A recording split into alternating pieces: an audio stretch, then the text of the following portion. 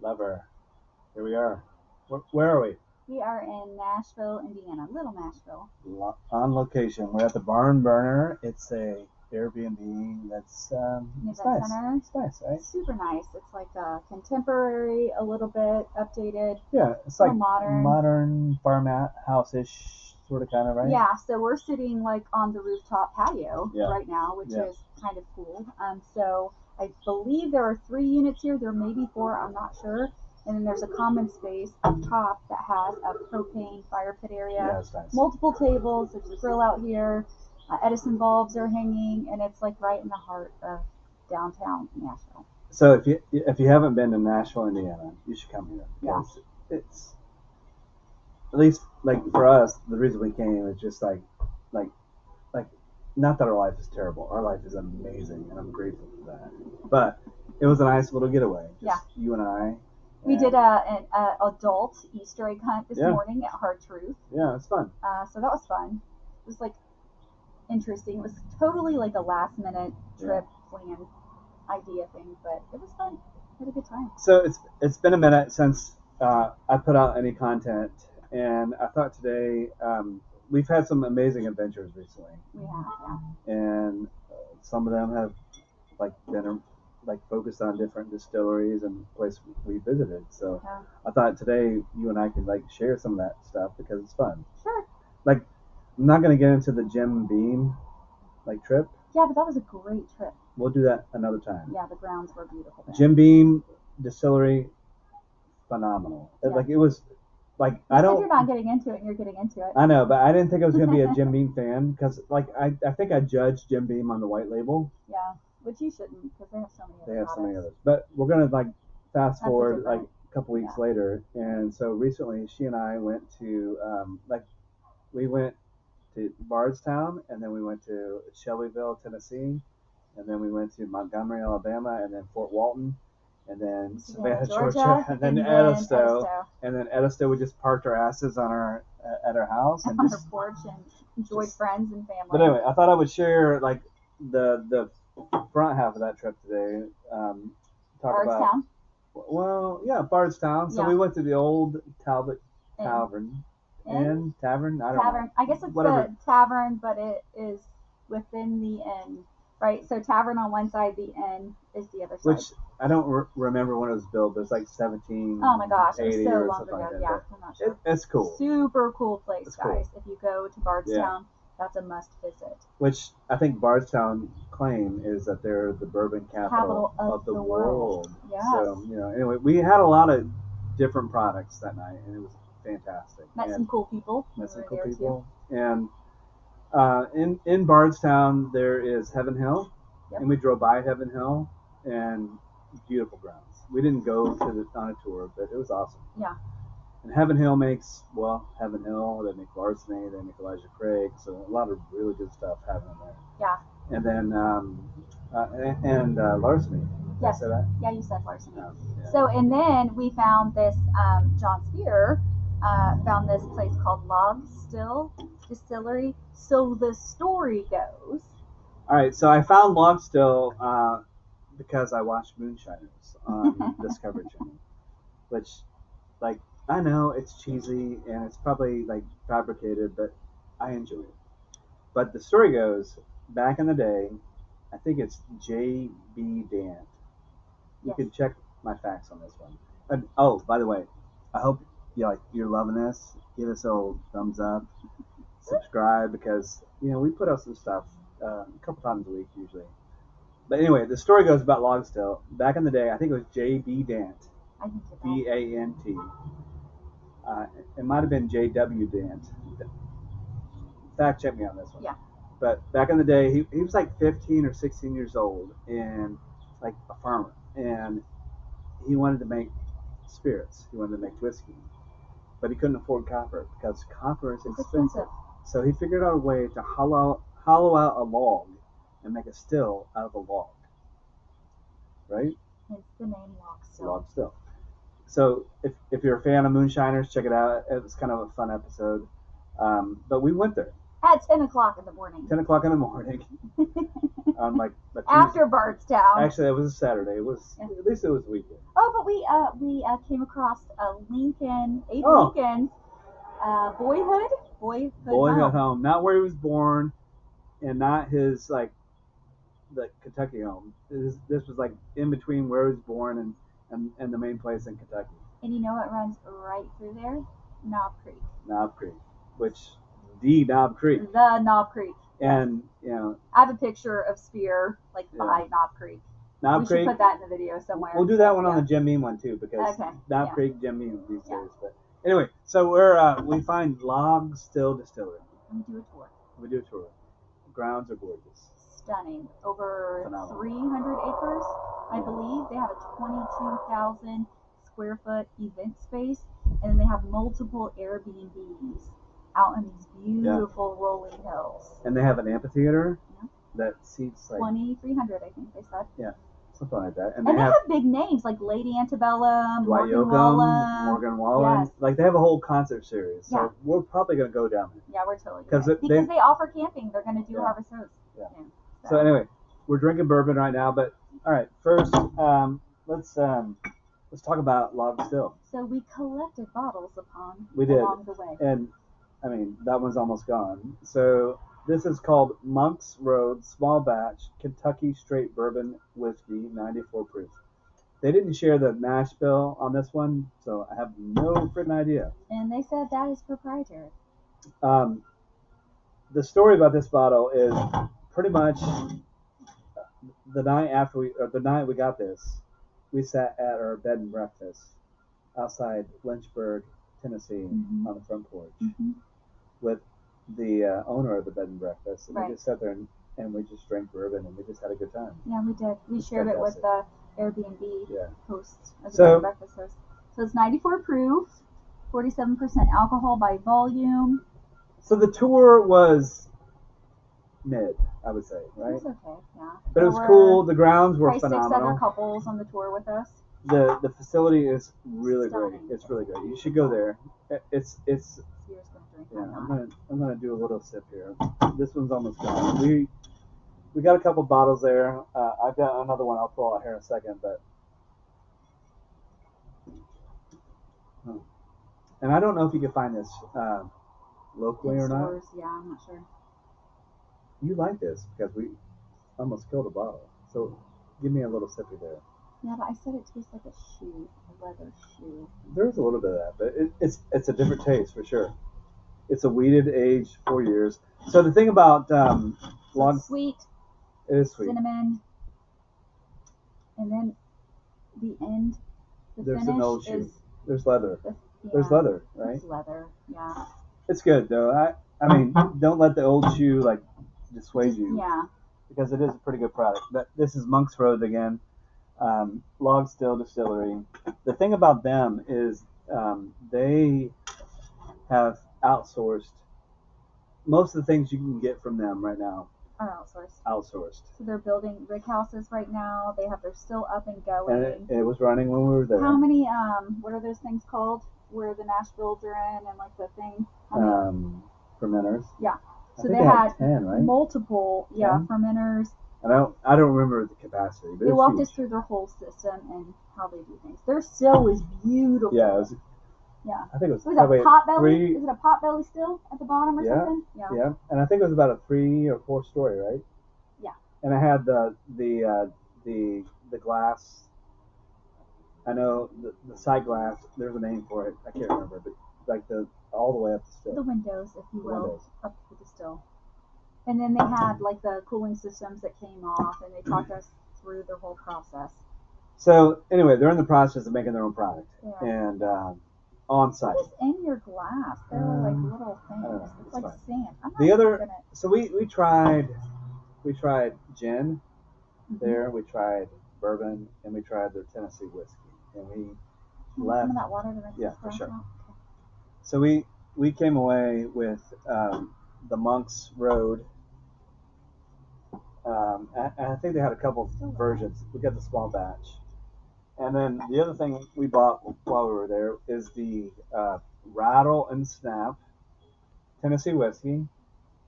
And this is 94 proof again. Um, limited release. They had a couple versions of this, but Yeah. this one I liked. I liked so much that I got 2 bottles. Yeah. This is actually the second bottle. The first one is Gandhi.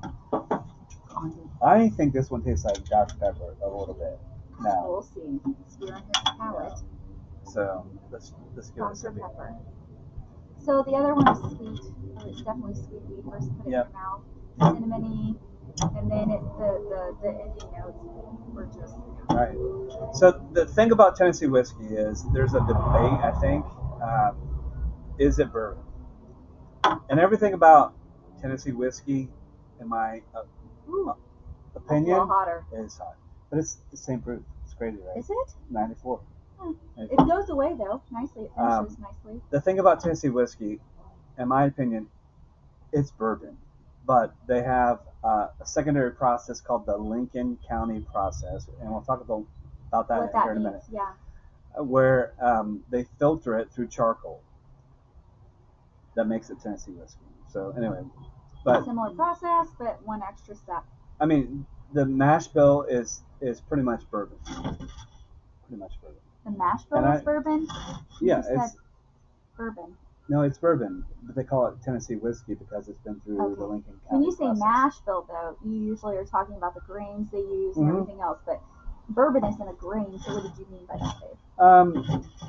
I don't remember the specific mash bill on this. They were very secretive. They kind of were. They were close to the chest for sure. They were. But that's good. It tastes like Dr. Pepper. Try it. It tastes like Dr. Pepper. The power of suggestion. I don't taste it peppery. Yeah. Okay, there's a little bit of pepper. And so, what I've been told about Dr. Pepper is there's 23 ingredients. Okay. And it's got ginger, and it's got this, and it's got that, blah blah blah. Dr. Pepper? Yeah. How do you know so much about these things? Dr. Pepper is the oldest, oldest soda or pop. I thought Mountain Dew was. No. Dr. Pepper is the oldest. No, so this finishes really nicely. It's hot when you first put it in your mouth. It's so good. But then when it goes down, you think it's gonna burn. It doesn't actually. I mean, finishes nicely. This one I'm probably gonna hold on to for a little bit. I don't taste cinnamon on that one though. No, not at all. No. Not at all. Yeah. It's good. It's so good. Yeah. So I'm probably not gonna this one's. I don't know how I can find this again unless I go there. We just go there because we want to see a concert. No. So that's Log Still Distillery, and I'll give you the link to all that here in a bit. So, all right. So next we're gonna move on. You want to rinse on this one? No, I'm good. I'm drinking my near screen. All right. So near screen. So we went to Bardstown. We went and stayed there. Then we went to Log Still, and then the same day we drive to Shelbyville, Tennessee. Yeah. And we went to Nearest Green Distillery. And at the time I'm booking all this, I don't know that much about where we're going per se. I just know. Once we get there, boy, do we learn the history. Yeah, we were just trying to get to Florida so we could pick up your girls. Yeah. And then drive to Edison, whatever. And so we get to Nearest Green, and the grounds at this place, it used to be a Tennessee Walker horse farm. Yeah. And so imagine a gorgeous horse barn that's white with a green roof.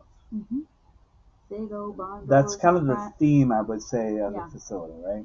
But it was done really nice. And unbeknownst to me, we don't use that word that much, unbeknownst, right? Mm-hmm. When I booked the tour, 2 days prior, they just had their grand opening. Yeah. And they had they're a Guinness World Record holder for the largest continuous bar. Right? So it snakes around. Was it No, it's not even that many. It's 223 or something like that. It's a pretty cool venue. So the way they have it set up, this bar just snakes in and out, and then there is a stage kind of on the center. So it doesn't matter what seat you have at the bar, you're going to be able to see the stage and the music, the talent that they're bringing in. So the tour was mid, I think. The tour was good. Yes. Yeah. Y'all, they gave so much history. They talked a lot, right? They talked a lot. It was a little bit redundant, but it was a great tour. They gave a lot of history. It is the first All woman owned, African American woman owned distillery with the first woman African American master distiller. Yes. And I guess they've won so their awards. whole executive team, all female or whatever, and that's like amazing, and it's a great story. But it was just a little redundant on how they kind of beat it into you throughout. It was repetitive. The tour. Like the thing that I think I was disappointed about the tour is they're not making their own stuff. They are getting there. They are in the process of building their still house and everything. The still house, the building is there without a back. Without a still. Yes. No still. Yeah. So they also do live music there. They have amazing food. We had the crack grilled cheese, I think is what it was called. It was good. The crack grilled cheese. It was like grilled cheese better than crack. Something. It was amazing. Yeah. It's worth it. Good barbecue. And it's probably about 20 or so minutes from Lynchburg, Tennessee. So y'all know what Lynchburg, Tennessee is. We could talk about that. But let's talk about Nearest Green a little bit more. Yeah. Who is Nearest Green? Why are we talking about him right now? So I'm going to oversimplify him and very much paraphrase what I'm drinking the story. She's drinking the 1884. So we went through the tour and we had tasting at the end. I think we tasted 5 products maybe? Yeah. 5? Yeah. And we settled there's 2 we like, 1884, and I'll get the other one out here in a second. But the story goes, Nearest Green was a slave back in the day, and he was a slave owned by a guy named Dan Call, I think. Dan or Dave. Dan Call, I think. And Dan Call he was a preacher, and he had a property. But he had a side hustle, y'all. He was a preacher, pounding the Bible. Oh, with a side hustle. With a still on the side. Good for Dan. Yeah. Anyway, and the story goes that Nearest Green, whose name is Nathan, I think. Actually. Yes, Nathan, yes. Nearest was his nickname. Mm-hmm. And he was operating the still for this preacher. Mm-hmm. And the way the story goes, at least from the point of view of Nearest Green Distillery, is that a 6-year-old boy named Jack Daniel came to Dan Call looking for work. He was an orphan. And he started working on the farm, and then eventually, he was curious because he saw the smoke in the hills. Yeah. He's like, what's going on? He's curious. Yeah. And so the story goes that he asked about it, and Dan Call said, "Hey, meet Nearest Green. Nearest Green will teach you how to distill." So Nearest Green was the master distiller for the preacher. The preacher, yeah. The preacher, if you will, and supposedly the story goes he taught Jack Daniels everything he knows. Yeah, and so much so, Jack Daniels, natural salesman himself, product keeps going out. He's traveling everywhere, getting the word out.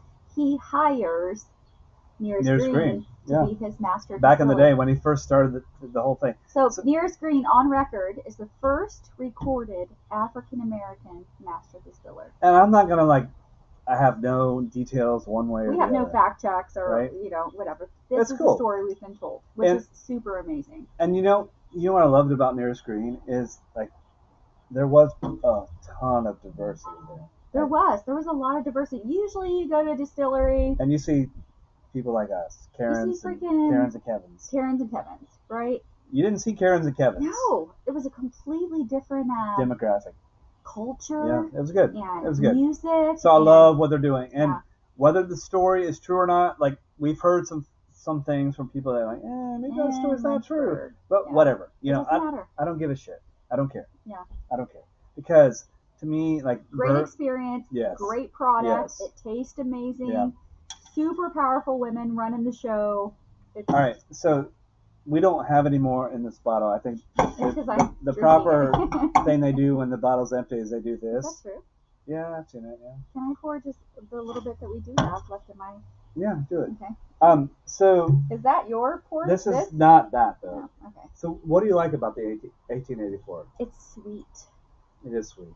And I don't know the mash bill here. So and the finish is so stinking nice. It's so smooth, it really is. It's very smooth. So it's 93 proof. Small batch whiskey. There's not a lot of information on the label, actually. Excuse me. I don't remember the mash bill. I can't remember But you know either. what I was surprised when we got home? This is in the store. You can find this in Indiana pretty easily. We thought it. I saw it in Morgantown. Yeah, it's very sweet. It's good. It's really good. Buttery. It's a weeder, I think, right? Wasn't it a weeder? It might be a weeder. I'm not sure, honey. I don't remember. It drinks like a weeder. Yeah, it's drinks super like a weeder. smooth, super sweet. I always drink mine with ice and water, which I know Nothing wrong with that. Forbidden. No, it's not forbidden at all. Whatever. You drink whiskey how you want to drink whiskey. Great experience, great it's tour, fun. Great grounds. You should go and visit Uncle Nearest. And so that night we stayed at a bed and breakfast in Lynchburg, Tennessee, and the owners were fantastic. And I'll give you a link to that place too because it was great. It was a pre-Civil War house. Hopestead, the Hopestead. You And can find it on Facebook. And they also have a website. Like we just sat on that porch and we just like listened to the spring papers. Yeah, so we pulled up into the driveway. They have 50 acres where they're located, and there is this porch with these huge columns that are going up. It's like a colonial style house. Yeah. Right. And then you walk in, and the owners were so sweet. Yeah, they were great. The accommodations were super nice. Breakfast was amazing in the morning. All we wanted to do after traveling all that time, going to Nearest Green, we just wanted to sit on that porch and drink some bourbon and listen to the sounds. Yeah, and the husband, like, he brought his bottle out. And he did, I know. And he shared the history. Yeah. And I probably am getting some of the facts confused a little bit, but the house was built, like, I think in 1840. I could be off on that a little bit. Okay. I think the original land was a land grant from somebody, Thomas Gage is the name that sticks in my brain. That was like Revolutionary War. I don't think he built the house. I think it was somebody after him that built the house. Yep. But the weird thing is, like, they told us when we first pulled in, hey, did you notice the headstone in the yard? Like, well, I didn't until you said something. Until you pointed it out. And then there's like a military headstone. And Thomas Gage, the original land grant, like his family wanted to make sure there's a headstone. We gotta wrap this up. I know, but it's not buried there. No. It's just a headstone. It's just a headstone, memorial. But the house was occupied, or it was a Confederate hospital. A medic. And then it was occupied by the Union, and the wife told us that apparently a Confederate soldier like hid in the chimney. Yeah. I don't know. It's a cool place. Escape, like cool the place. people like coming in and fun fact also about that, the husband, he served in the military as a medic. He was a medic. So I think Fallujah, it drew them to the Hopestead. Yeah, it's a great place. Yeah. Like if you're like a bourbon or a whiskey traveler, that's a good place to stay because you're like 7 minutes from Lynchburg. Yeah, and so we were there and we were talking to them. They're like, "Oh my gosh, you gotta go to Jack Daniels," which we weren't planning on. We were not planning on it at all. Don't really like Jack Daniels. Yeah, especially white label. Like that's what we're. Is it white label? No, it's the old number 7. Black label. Black label. Yeah. All right. But we went. All right, so they talked us into it. The last drink we'll talk about today is back to Uncle Nearest. Uncle Nearest. Yep. This is the rye, and this is a single barrel, and this is hot, 121 proof. Oh God, I'm gonna hate it. No, it's not bad. I don't know if I know that one. It's good. I have to pee lovers, so we gotta. My turn. In my experience, actually, it's not too bad. For rye, it's not too bad. It's got some heat. It hits you. It comes a little bit late. Wait for it. It's gonna hit you. Ugh. It's good though. It's so good. It's a good rye. What is the taste? I don't know. It's like is it caramel or? I don't know. There's cinnamon in it. You can There's cinnamon. It's like you licked a cinnamon stick. A little bit. There's caramel. It's like a caramely taste. It's so sweet. It is good. So super hot when you put it in your mouth, though. To me, it's hotter later. And then it goes down, and it continues with the heat. Anyway, we wanted to share a little bit about our travels. It was a great time. It really is a great time. So I encourage you, like, if you have an interest in bourbon at all, get out there and go to places. Like, we're in Nashville, Indiana right now. We went to Lynchburg, visited the downtown area, too, while we were there. It was like a cool, itty-bitty town. You would think it would be huge. Yeah. And it's Jack Daniels. It's tiny. It's tiny. It's itty-bitty. It's tiny. Everybody was super kind. But, yeah. So, Anyway, Go out there, visit the world, thank you for see the watching. spots, drink the bourbon. Thank you for doing that. Love you. All right, we'll talk to you all soon. All right, bye guys.